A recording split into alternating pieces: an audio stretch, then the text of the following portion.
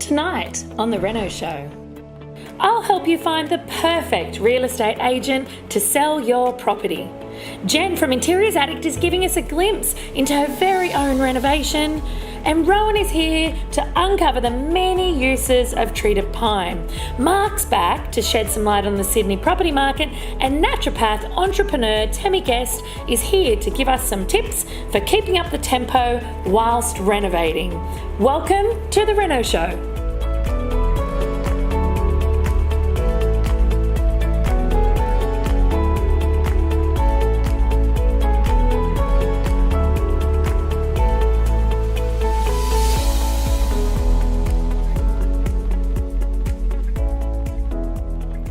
Everyone, it's Naomi Finlay here. So at this point of your renovation, let's say you've put in all the upgrades, the kitchen is looking slick and schmick, and there's an awesome outdoor entertaining space, and you've even got the home staging stuff all sorted. Your buyers will soon be jumping over one another to take this property off your hands and leave you with a beautiful big profit. Now, how do you make sure that you get the best return that you can possibly get? Who are you putting in charge of making sure that potential buyers see your property in the best light? So you've put in all this effort leading up to this point in time, researching and renovating. The last thing you want to do is make the mistake when it comes to selling. So a wrong move here can literally undo and unravel all the hard work you've put in, costing you thousands in lost profit. So this is all about the marketing. Apple may have invented, in my opinion, the coolest tech products out there. But if they hadn't have put in the effort to show them off, nobody would have had a clue that it even existed. And it wasn't just sticking flyers in university dorms hoping that people would notice. There was a lot of planning involved. So the same goes for your newly renovated property. Just because you've had an amazing property and you've done an amazing renovation, it doesn't mean that it will naturally attract the target buyers. It can only be a magnet to buyers if they're actually presented with it. And only then will your property be the apple of the buyer's eye. Excuse the pun. So, how do you make sure the necessary exposure for your property is achieved? Get a good real estate agent. Now, this may sound like something obvious, right? But a good agent is absolutely essential when it comes to renovating for wealth. And just like with any other profession, there are the good agents and the not so good agents, let's face it. And picking the right one can mean the difference between your property sitting on the market for months on end and your property being snapped up in a couple of days or even a week. And the former will eat into your profits. The latter will have you moving on to your next project with some deep pockets of profit. Now, choosing the right agent is so important if you want to get the highest possible price for your property with the least amount of stress. And once you have found the right one, it'll make things so much easier down the track if you're planning on staying in the renovation game in that area. So a good agent is a lifelong connection. So having a good agent up your sleeve extends beyond just the selling side of things. A great real estate agent can help you find leads for your next renovation project. They can even help you with negotiating side of things when you're buying your next project. So how do you get a hold of this golden agent? Do your research. Just like everything else you have done in your surrounding renovation project, do your research on this one because it is super important. The more you do now, the smoother things will run when you're selling and beyond. Luckily, finding the right agent isn't as difficult as locating a needle in a haystack. That's because when you're selling a property, you tend to go for an agent who is an expert in a particular area. I don't mean the guru in real estate where, they know absolutely everything, but one who, for a particular suburb, absolutely knows it like the back of his or her hand. So you could start by looking up other properties currently selling in the area. Online databases like realestate.com.au and domain.com.au will give you the names and contact details and even the photos of these agents who are working on these properties. Now, your research doesn't end there. Looking at these databases will give you a really good idea of who is available to you, but it doesn't give you much more than that. One of the best ways to narrow down your search is to get physical, and I mean getting physical by showing up at open home inspections. Attend the open home inspections of the agents that you're looking at. And by being present at these inspections, you will not only be able to see the types of houses the particular agents are selling, but you'll also be able to get a really good picture of how they treat both the home and their clients. And that information is priceless. That's the stuff that will help you to decide between going with agent A or agent B. So you don't have to go freshly renovated houses only or ones that have 4 bedrooms like yours. There is a way to gauge an agent showing off any potential property to any potential buyer. So imagine you are David Attenborough, for example. You are observing the agents in their natural habitat. You aren't interfering, you're just making mental notes for yourself. So here are some of the things that you should be noting down as you're observing them in their habitat. Number 1, how does a real estate agent communicate with potential buyers? So when it comes to buying a property, potential buyers like to view homes in their own way. Some like it when the agent gives them a lot of guidance and explains everything, while others like to just be left alone unless they have a question. So you should observe how the agent communicates with different types of people coming through the property. Is he using the same exact approach to all of them, or is he catering and matching to the buyer's needs? Can you see him selling your home in that approach? The second thing to look at is how is the agent acting at the inspection? Communication between people goes way beyond just talking. Body language plays a huge role in making people feel comfortable, and enthusiasm is addictive. So if the agent is bubbly and excited about the property, then that sends one message. Or is he using the same monotone voice and everyone and practically throwing flyers at the buyers? First impressions count, and it's not just the first impressions of your house, but also the person that you choose to represent both you and your property. So buyers will feel disinterested if they get a disinterested vibe from the agent. Now, the third thing you need to be looking for is the agent doing follow-up? Did you get a call after you attended the inspection? Follow-ups are a great way to remind buyers about the property they just saw and to give them more information that maybe they didn't get a chance to get during the inspection. Plus, if a buyer is really interested, they will want to know more about the property, and a follow-up call is a fantastic way to fuel that interest. Now, number 4, the fourth thing I want you looking at, was the agent on time? I want you to always keep in mind that potential buyers are busy. They might have plans to attend to, a different property inspection that they need to get to, and they can't afford to wait for an agent who is running late. Punctuality is key in a lot of things in life, and open inspections is definitely one of them. Sure, traffic happens, but if an agent has been in the business for long enough, they'll know that the sale of a property is banking on him being on time. So potential buyers who are kept waiting become frustrated, and they don't end up leading to good buyers or good profits for you. Now, the fifth thing that I want you looking at in regard to your agent, did the agent highlight the best parts of the property?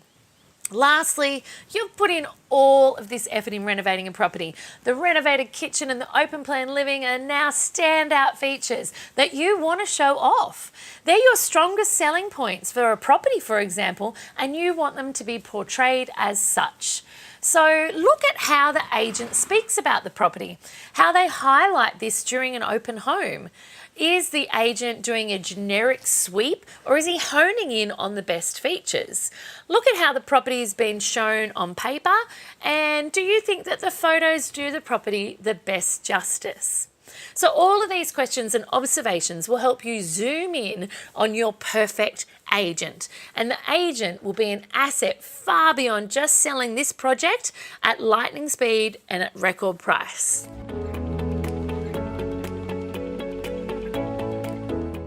Up now we have with us Jen Bishop from Interiors Addict, the country's leading interiors blog. And Jen is with us tonight. Welcome, Jen. Thank you. Jen is with us tonight because she recently braved, she'd kind of played on the edges of renovation, I think we might say. Yep. But recently she's just completed her first kind of substantial reno. Yeah. And there were some really big lessons in it for her. So just a bit of background. Jen's been in the interiors game for quite a while now in the publishing space. So it's not like you're completely unaware of the space or of the products or of any of it, but it was still quite a journey for you. It was, because if you've never renovated a home yourself, you can write about it all you like and you can talk to other people about their experiences, but actually renovating your own home is really different. And she says it so politely, doesn't and she? everyone expects you to know what you're doing because you write about it. But it was a huge learning curve for me. So what were your three biggest challenges, do you reckon? Trades, I think. Okay. Finding, in what sense? Well, just finding the right ones. Yep. And I guess what I learned from that is that having good trades is everything. It is. Treat your tradies well, guys. Yeah, pretty much. So, for me, that was getting personal recommendations. Yep. From people who I trusted, and that was a huge advantage to me, I think, that I had that, yeah. So trades were one of your biggest challenges. What were the others? I think we've talked about this before, just being paralysed by indecision and the amount of different things on the market. And I think perhaps for me that's worse because I'm exposed to everything. I'm being sent things every day that are beautiful, and you can't have all of them. And you can't, even if you could have all of them, they're not going to sing the same song. Absolutely not. Can you imagine if my kitchen had everything I loved? It would be a cacophony of noise. Crazy lady kitchen. Yeah. It would. It'd be like a mad Catwoman kitchen. It would. I hope that's not what I've got. No, she doesn't have that. But I guess that's a really good point because some people get so into their renovation, which is amazing, but they research and the market is so flooded with amazing products that sometimes people are paralysed with actually how to put it together. Yeah, absolutely. And I think for me, it was the case of keep going back to what I've always loved, because especially with the kitchen, it's a room you have for a long time. It's a very expensive room to do from scratch. It is. And for me, it was keep coming back to the things you've always loved for years, which are things like the shaker style cabinetry and quite a classic look and a palette that was quite grey and blue. And I kept coming back to those things thinking, what can I add in that's a bit different but isn't so permanent? That isn't outside, too far outside. Yeah, that still works with that and gives a bit of an edge, but is not, you could potentially change if you, in 5 years, really didn't like it. Yeah, but cabinetry, not so easy. No. And so that's number 2. What was the third thing that you found really challenging? I think... I'm pushing it here. Yeah, I know. I don't know if this is a challenge so much as something that I learned, and that was that planning is really important. Vision? Having a vision and writing that all down, having it somewhere, having an idea of how the reno is going to happen in terms of the order of trades coming in. And I think also at the same time as planning being important, being a little bit flexible to things changing as you go along. No. If you stick too closely to your plan, you may get halfway through and think, actually, that was a bad decision, but I don't want to admit it was a bad decision. I'm just going to keep going with it. You need to be like, actually, no, that need to be able to feel cut it right. off. Yeah, let's change that at this stage because I'm really not going to like that next month, and I'm going to hate it in a year. Yeah. And you know what? We've had this conversation loads of times before about how amazing spaces aren't created overnight. No, they're not. And about the importance of layering your design and sitting with your design and feeling it as you then layer your next parts on top of it. When you finish a kitchen, that's really the start of it because there'll be so many styling elements and So things. for example, in yours, we've had, so your technical kitchen renovation, it's highly functional. It's been functional for ages. Yes. But then it's the plants. Then Yeah. it's the window furnishings. It's the Then- tray with the, deliberately placed candle and No. things Yes, like that. yes. And they're the layers. They're the layers that you need to. that. Yeah. And you know what's really and interesting? the art and things like that. Yes. I still See? haven't finished. No, that's an interesting point that Jen just brought up, which is a bit like what we have previously talked within bathrooms when you said art. So many people go, you don't put art in your kitchen. Yeah. You do. Yeah, you do. Absolutely. You Why not? absolutely do. I like that. Why not? But another amazing thing that you just said, which I loved, which was about going back to what you've always loved. Yeah.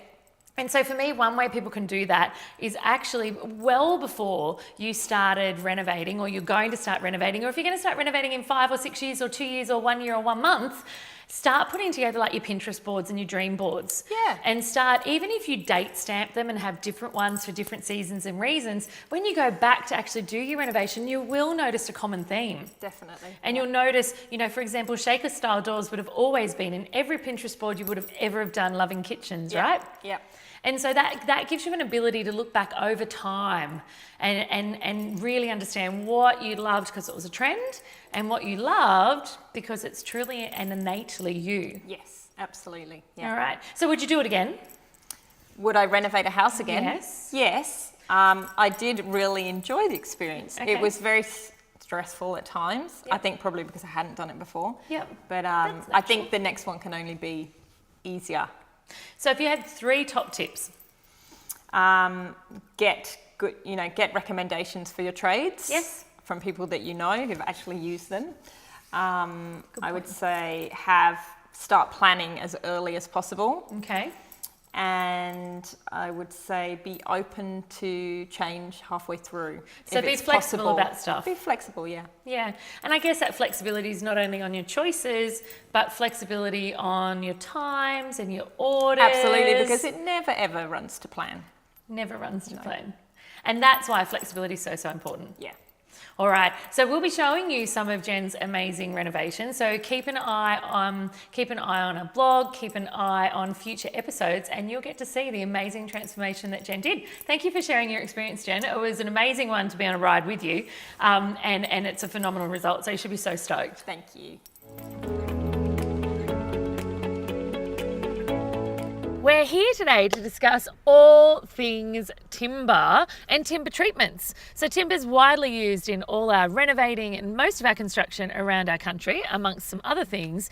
But our country is pretty harsh and we need to be really conscious about what levels of timber we use in different settings, right, Rowan? That's right. So depending on the whether it's inside or outside, whether it has exposure to moisture, whether it's in contact with the ground, all these things come into play when it comes to choosing the correct timber to use for your project. So you often go to a hardware store or a lumber yard, I love that word, lumber yard, or a timber supplier, a timber yard, and you'll see, in ground, above ground, internal, H2, H3, H4, H5, and I think yesterday you taught me there's a H6, right? There is a H6 as well, yes, it's pretty extreme. We wouldn't use it in renovating unless you're building a boat. Okay, cool, but it exists. Yeah, it does exist. There you go, learn something new every day. So So today we've got some timbers here that we're going to go through, Rowan's going to go through with us, which are all different H levels, I guess H you'd levels. say. So H, what does H stand for? Good question, glad you asked. That means hazard level. So that's the hazard treatment. When we're talking hazard with timber, there's some various things. So there's timber classes which talk about the durability of timber. There's hazard levels which talk about, basically we're talking about termite treatment, mold, fungal resistance. And then Rot resistance. And then there's F class, so we're talking, that's a visual grading of the strength of timber, or basically the bendiness of a timber.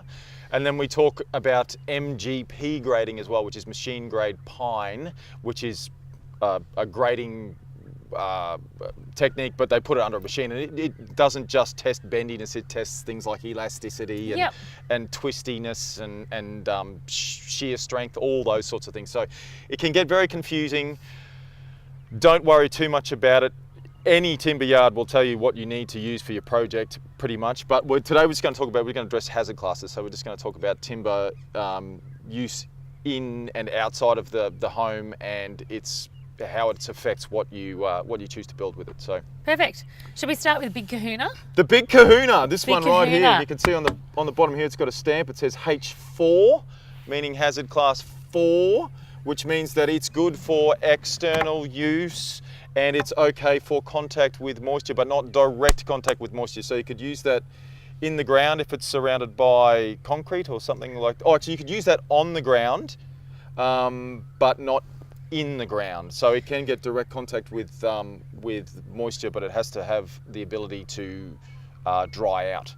So pretty much all these different timbers, so a H4 timber comes in different shapes and sizes, obviously. So when you say, just for clarity, when you say it can go in the ground, but it has to be encased by concrete, we practically mean that, so if this was a post for a deck, it could go into the hole, but it has to be fully encased by concrete. So you can't shove it in all the way to the ground and then just pour concrete around it. So that's what you mean, that's right? That's right. Okay, yeah. So perfect. You want to keep. So that's another good point to bring up. If you're using timber as a post, as a structural post, and you're putting it in ground and you're surrounding it with concrete, you need to surround every part of that post with concrete. That means in the bottom as well. You can't just rest it on the bottom of your hole and then backfill it with concrete, because moisture will come up through the bottom of the post and it will rot it out from the inside. And then before you know it, you'll have subsidence and you have a whole world of problems. So On your beautiful deck. on your beautiful deck, yeah. Hey, the other thing that we were talking about the other day, which many people aren't aware of, is if you had to saw this piece of timber to put it into the hole, or the appropriate size piece of timber to put into the hole,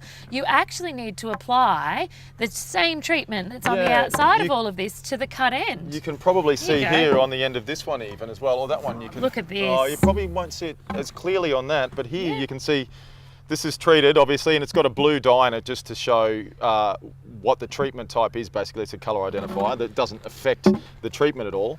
So this is the unsawn end, obviously, and at this end you can see where we've cut it, there's no surface treatment there. You can see it's only a surface treatment, so it's just to discourage borers and fungal treatment from the outside, obviously.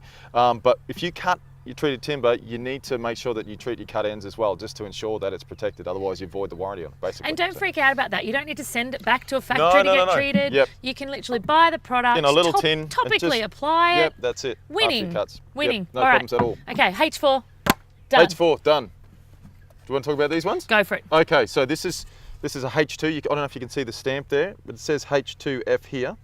And then it's got a number here, which I believe is actually the, I think that's the mill number, so it might be the plantation that it's come from. But yes, you can see it's treated with, it's LOSP treated, so that's a light organic solvent preservative, which basically just carries the chemicals that are used to discourage borers and termites and things like that. And then they've dyed that blue so that when this is all in a stack, in the timber yard, they go, oh, the blue ones we know are H2s. And then this one here, which is a H3, you can see is green in colour. So same purpose, but then they just go, oh, we know the green ones are H3, so they go straight to the pile. So usage-wise, where would I use a H2 to a H3? Can you Well, help everyone out? H2 is, okay, so H2 is internal, some wetting, no leaching, and then H3 is, that could be, you could use that externally, but not in contact with the ground. So Cool. yeah. So you could use a H3 for a bearer or joist on a deck. You could do, yes, Okay. yes. Or if you're building, I don't know, like maybe a pergola or something like that outside. Like a pergola roof? Yeah, a roof or something the like that, so framing? you know Yep. it's going to get some exposure to moisture, then you'd probably be leaning towards a H3. Cool. And what about this puppy? Well, that's just MGP 10, so that's the strength grade of that one, and it's untreated. So that one, Internal only. Try and avoid contact with moisture if you can. Yeah. Winning. So there you have it. There's a pile of different ways we specify our timber. One of them is the hazard rating, Hazard rating. which pretty much if you're looking to do anything outside of your home, you need to know about. Yep, that's right. H3 outside generally, and H3 and higher. So it goes from H1 to H6, H3 outside, anything lower inside. Perfect. Thanks, Ron. No worries. Now, never last nor least, Yeah. let's shift to our home state of New South Wales. Yep. So I cannot have this show without talking about Newcastle, my home city. So let's quickly touch on Newcastle before we head to the big humping Sydney. Yeah, sure. So when it comes to Newcastle, like we're the second biggest city in New South We Wales. are. And Don't tell anyone. It's becoming a city. It's gone from like a regional town to a It city. has. Used to be a coal port and steel city was all it was known for. Yep. It's still the world's biggest exporter of coal as far as the harbour goes. Yep. But that was recently traded and a Chinese-backed bank has actually taken a 99-year lease on it. With another capital arm, and they're looking at alternate uses for that port. They've already expanded the cruise ship side of things. Yes. They've got cargo coming in and out of there now as well as the coal. But So even though people are going coals all down and out, Newcastle actually has a pile of other things happening. Oh, definitely. So, growth drivers we look at. I spoke at Cityscape in Korea, South Korea recently, Yep. and they're looking at what areas are emerging. Yes. And Newcastle, when you add up all the drivers, we've got a RAF base that's got multi-billion-dollar contracts over Yes. many years. We've got a huge health sector. We've got education. They're bringing unis into the city. Yes. 3,500 students, plus they're expanding, plus Japanese have just bought a building and they're going to convert it to a boutique university. Yes. Then you've got great employment, great construction, properties going well, hour to the vineyards. So these are all things that are driving Newcastle, and we've seen extremely good growth in the city, and it's rippling out to, say, Lake Macquarie as well. Absolutely. And a lot of people are saying that Newcastle has completely followed and bumped off Sydney, and that we're going to dive when Sydney dives. Yeah, so historically, Newcastle used to follow Sydney because we were just like the little sister. I'm so glad you said Oh, sister no. and not brother. We Little could have said it sister. like. We were the little sister. That's because we didn't really have any growth drivers other than what was going on in coal or New South Wales economy. Yes. Now it's got its own story. Okay. And what we're seeing is people exiting markets like Sydney and Melbourne where they've done really well and they're coming for the lifestyle, the jobs. Yes. And we've got 8 beaches within minutes of the city. Literally. And I live pretty much 300 metres from the beach, and my office is 400 metres away, and ... And we've got restaurants and everything right near us. Newcastle's one of those places you can have it all, and that's driving growth. Okay, we're totally never putting this to air because I don't want everyone to know that Newcastle is where we have it all. Oh yeah, the best kept secret. That's right. Not anymore. Not anymore. Yeah. And so what about Sydney now? Yeah, so Sydney is still undersupplied. So if you talk to someone like Dr. Andrew Wilson or any of the sort of economists Yes. out there, Tim Lawless from RP Data, they look at Sydney and they say, okay, yeah, it's coming off the boil because, again, the Asian influence on the market was huge. The fact we've had such strong growth for such a long period of time, income versus the cost of living Yes. there, and all of these things that go with it. But there's no doubt it's still undersupplied. It's still growing rapidly. It's a 4 to 5 million person population.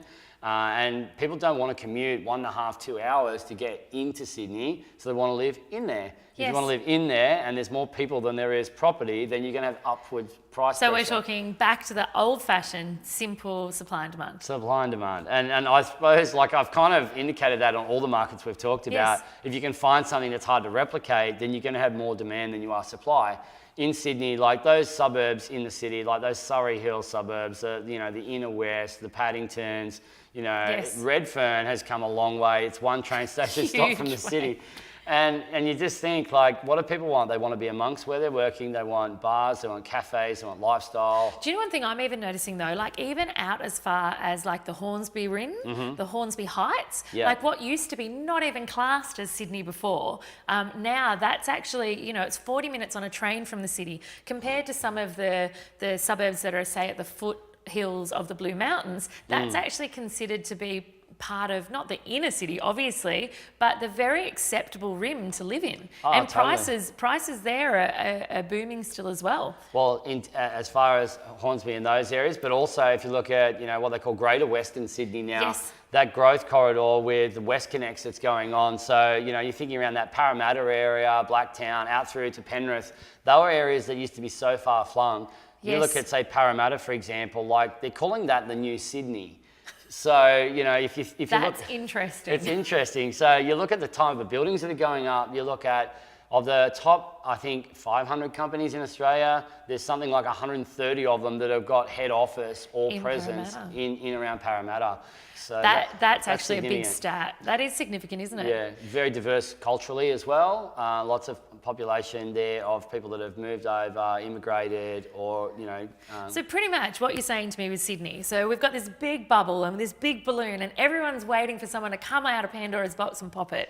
So what you're suggesting to me is if you're in an area with, again, piles of drivers, you can't be replicated, which realistically, anywhere close into the city, it's pretty hard to replicate what we have in Sydney. Yeah, transport and being near that transport and being short on land. Yep. Yeah. And so, in that sense, that even if someone came across with a big pin, it's not going to deflate down to a little shriveled up balloon. Well, in all the changes in the markets we've seen, like if you go back 4, 5, 6 cycles, most of those cycles have been between 6 and 10 year cycles. Yes. If you look at Sydney's, it's a bit of a sawtooth sometimes where it goes up steeper, pulls back quite steep.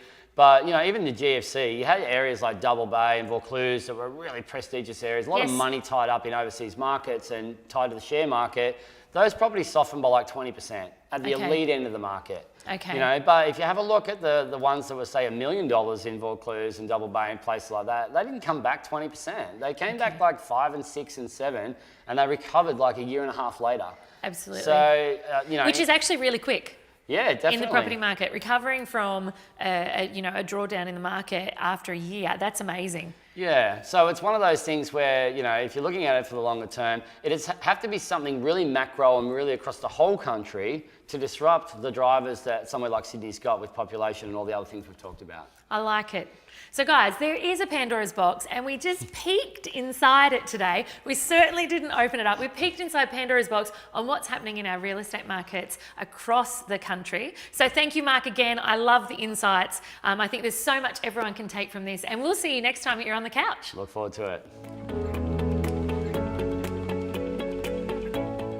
Here today to talk to us about some of the hidden things on our renovation sites that can greatly affect our health is Tammy Guest from tammyguest.com. Welcome, Tammy. Hi, Naomi. Nice to be here. Oh, it's very exciting to have you. So Tammy and I have just been having a little chat about some of the different elements that we can actually be exposing our bodies to on a renovation site that can make a huge impact into our day-to-day living. And so we're not talking about big known contaminants like asbestos or lead in the paint. We all know that they need to be identified, treated well, dealt with well by professionals and by law. So that's not what we're talking about. We're actually talking about some pretty mainstream elements that are on pretty much every single renovation site in some capacity and the impact they can have. So of all these things that we come in contact with, Tammy, what's the number one thing that you see and you notice impacts on us as renovators? The biggest, most hidden thing that everyone just kind of palms off is actually mold. So mold has so many different triggers in your body. Some of the big things are behavioral changes, like you can't focus or concentrate. Maybe you get a bit vague in the afternoons. It also can cause atopy, which is like an itchy kind of feeling under your skin, and sometimes a dash of anxiety. Now, I know a whole bunch of reno peeps are experiencing all these on a daily basis, and it might not just come from the mold. But if you've noticed, even a piece of mold or a mold spot that's bigger than a full stop has actually got more than 40,000 mold spores on it, and they're affecting you. That's a lot of spores. Yeah. So when we walk into one of those bathrooms that need renovating and the entire ceiling is grey. It's grey. It's growing. I say grey, she says growing. I'm like, well, it's grey. She's like, no, it's alive and moving and growing. That's a lot of mold. It is a lot of mold, and that isn't just on the ceiling, it's also in the air, and then it attaches to your skin. Your body in that moment is going, get me out of here. And you're on the inside there trying to make a decision about, what shall we do with and the how much should we tiles, spend, and how much should we spend, and why isn't that tradie here to talk to about it? And in that moment, the rest of your body is just anxious and wanting to get out of there. So you can see, even in the decision-making process, some of these hidden things are actually causing you stress, undue stress, health stress. Interesting. So even when I haven't disturbed the ceiling, even when I haven't tried to clean the mold off, even when I haven't ripped the ceiling down and exposed myself to all of the stuff that's inside the ceiling, I'm actually still bringing it in. Yes. Right. Okay, so obvious things for me as a renovator that I know I can do about that is actually wear my PPE. Absolutely. PPE is the most basic and most essential. And this is one of my actual pet peeves, when people don't wear PPE until they, number one, hurt themselves, or unless they know there's a known contaminant in there, like one of the big guns, which you discussed earlier. But my argument is that you don't always know what's behind a wall. You don't always know what's under the paint. And in this case, you don't always know what's in the air anyway. Yeah, and these things are hidden. There's a reason we're describing them as hidden, is because to your plain sight, you can't necessarily see them, but your body can sense them and it has a reaction already to them. All right, so what's the second one then? What's the second biggest thing? Other than PPE though, we've got to be making sure that you're hydrated. The only way that your body can get rid of the little reaction that it has to these things is actually to flush it out. Literally. Yeah. So if I wear my PPE and I'm continually hydrated on site, what about wearing not just PPE as in for when we inhale it? You mentioned about the mold attaching to our skin. So obviously long sleeves are a really great idea when you're renovating, rather than the little tank tops and trucky singlets that you see people getting around in. Yeah, totally. And not going home and then just flopping on the couch. It's actually going home and going and making sure that you don't have anything on you by going and having a shower and getting it off. Don't just leave it there. Your body Simple then things. starts to have a reaction, yeah. And it also then transfers it. Yeah. Okay, perfect. So number two, what's the second biggest thing that you think we need to fight from a hidden perspective on a site? Well, dust. I mean, who hasn't gone to everywhere. a site that hasn't got dust? Yeah. So dust is a really big one, and about 40% of the population are going to have an immediate reaction to dust. So you might see it from the itchy eyes to the sneezing to all that kind of stuff.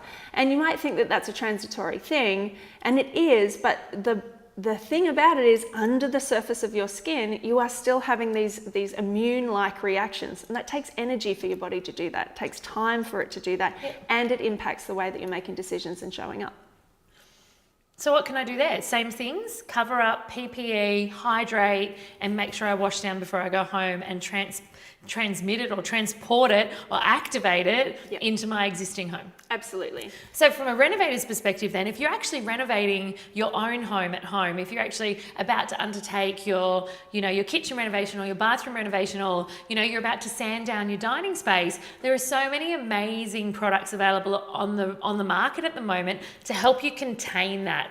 There are like phenomenal seals that you can put around your doors so they're completely covered. And there are also ones that are a bit like, I guess, remember the old-fashioned, when we were young, the old-fashioned cool room doors? That they're actually big, heavy plastic doors that you can tape up around your existing door so you can still push through it, but it closes behind you, minimizing the impact of the renovation. So you're effectively doing a bit of containment if you're doing it at your own house. Yeah, so containment's the physical stuff on the outside. PPE is your personal containment.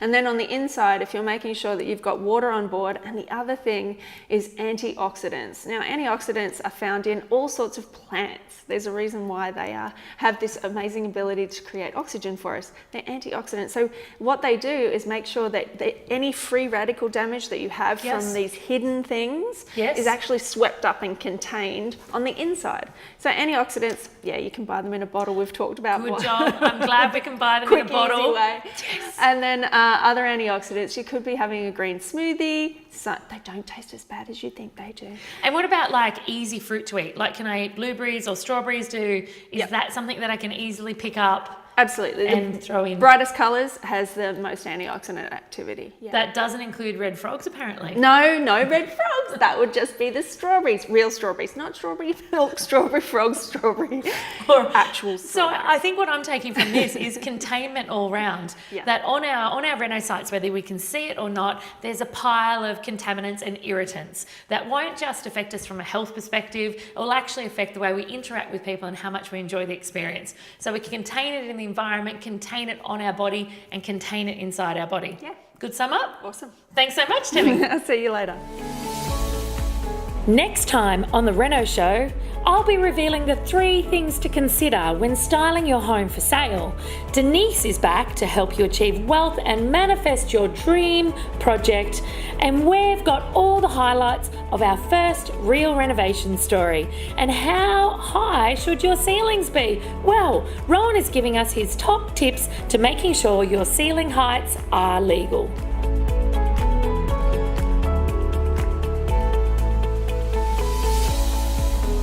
Remember to like and subscribe to our channel to receive weekly renovation and lifestyle inspiration. If you have a question about today's show, leave a comment below and we'll be sure to get straight back to you.